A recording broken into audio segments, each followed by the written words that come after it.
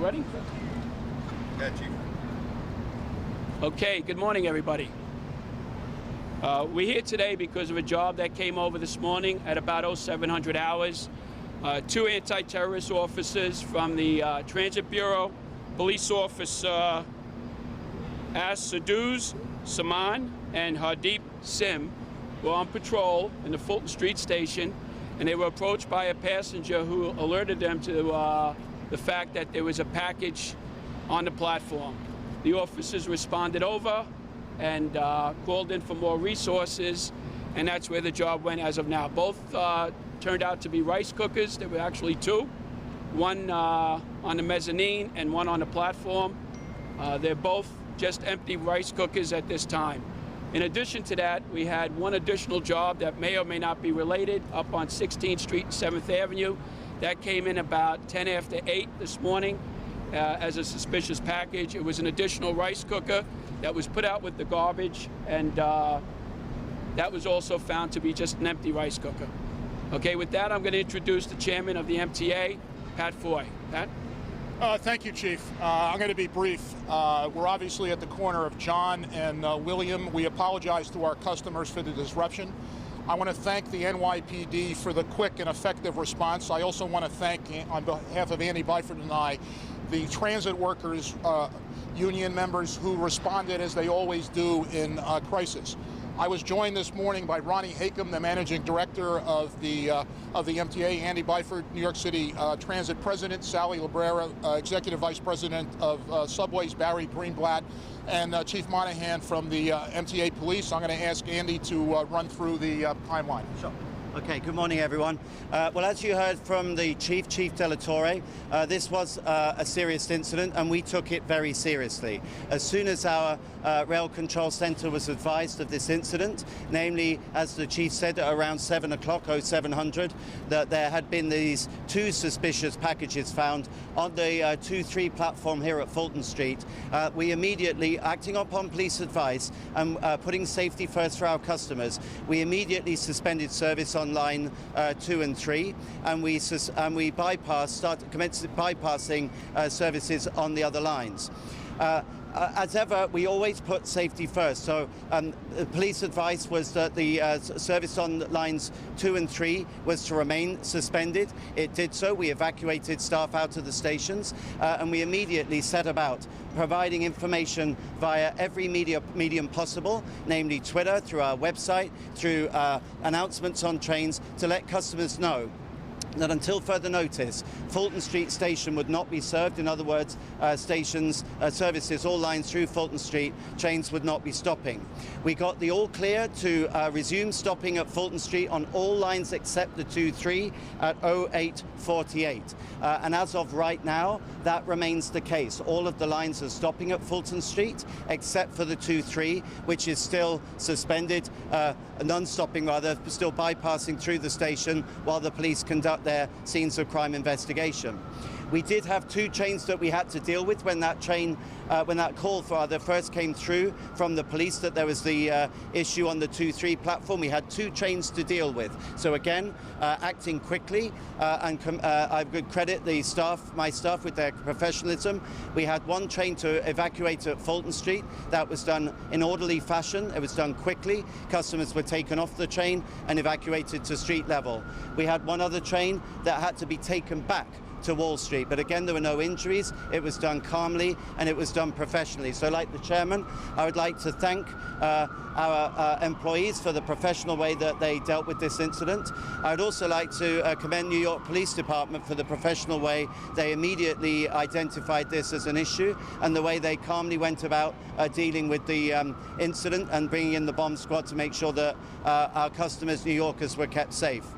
I guess one of my messages would be, this just shows the benefit of everyone working together. We have around 6 million riders on the subway every day, and that's 6 million pairs of eyes and ears. Between us, if we work together, if you see something, say something, we can keep New York safe. So that's where we are, that's the timeline. Again, began around 7 o'clock. Initially only impacted the lines 2 and 3, rapidly progressed to bypassing the other lines. We've now got all the other lines back, 0848, 2, 3 remain bypassing through this station. take a couple of questions.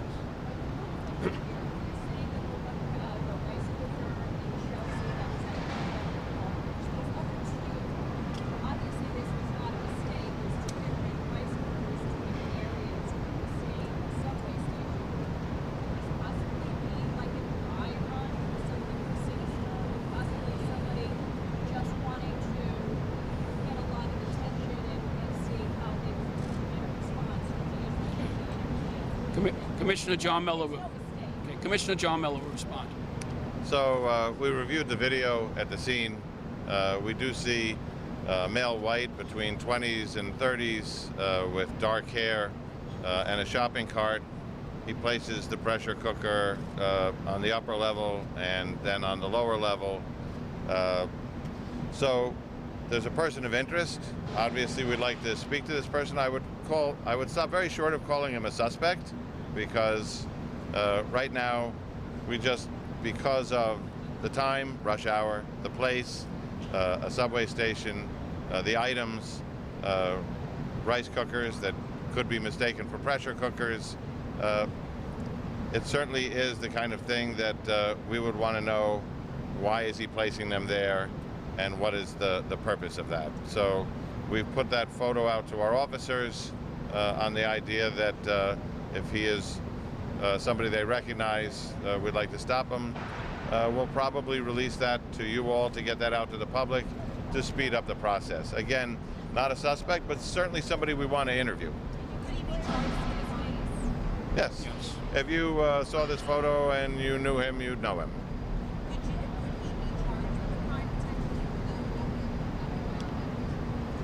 Because of the timing and the placement and the items, we're carrying this right now as a hoax device. That's the investigative category.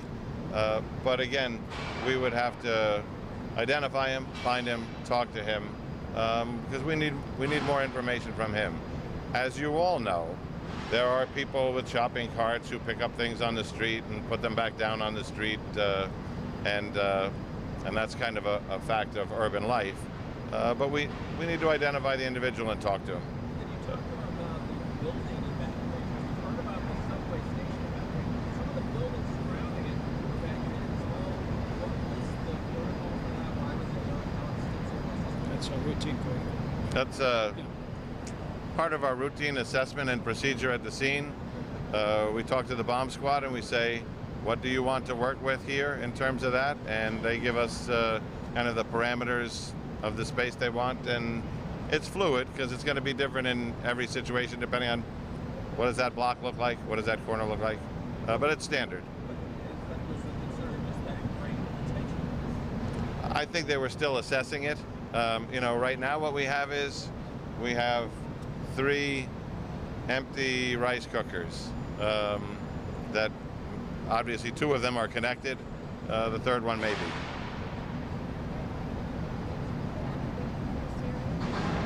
Sorry? Clarify how many buildings were evacuated. We don't know. We can get that for you. I don't have it now. Are people being contacted? Yeah, we're all back in business. So everything's all back to normal, the subway system? Yeah. Well, everything's back to normal except for the 2-3 line. We're still holding that only to process the scene. And we expect that service to resume That should shortly. be very shortly. Yeah. You say you looked at the tape, does it appear as though it was a deliberate act or somebody put something down was distracted? He takes the pressure cooker out of the shopping cart, he places it on the ground, and then he does that again. So I don't know what the deliberate act is, whether it was to create fear and alarm on the part of the public, or whether he was discarding items that he was no longer interested in. To get there, we're going to have to identify him and interview him, which I'm confident we will. By and large, though, I think what you see here is a system that worked. Counterterrorism patrol in the subway system, where they're supposed to be, alert public, coming together, assessing the scene. Bomb squad got here very quickly, was able to go through their procedures and determine that these items were not a physical threat. We mirrored that response on 16th Street with a separate bomb squad team while this team continued their job here. this is a part of life when you see items like that. If you recall, and I know you all do because we were all there together, we had a bomb go off in the subway on December 11th, 2017. Mass transit has been a global target. As you recall, we had 2 bombs in Chelsea, one of which detonated, both of which were in pressure cookers. So in context, people know what they're looking for. They're swift to alert police. The counterterrorism team was there doing their job, and the MTA and the Transit Authority seamlessly connected all of that, stopped trains, evacuated people. Looking back on it, it was harmless, but looking forward on it, everybody did what they were supposed to do, and this went how it was supposed to go. Are you looking at video now in Chelsea to make sure Yes. the same person didn't go out before? Yes.